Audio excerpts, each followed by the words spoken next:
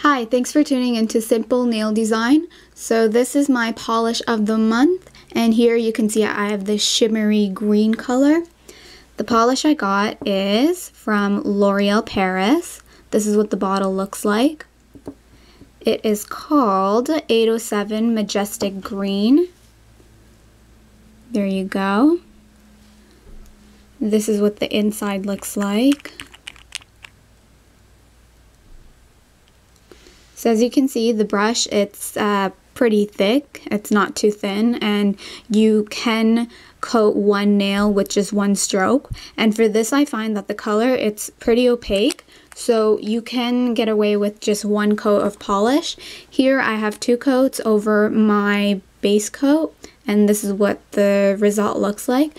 As you can see, it hits off light really well. It's a really pretty shimmer, and this would look great for the holidays, and I'm definitely going to be wearing it a lot.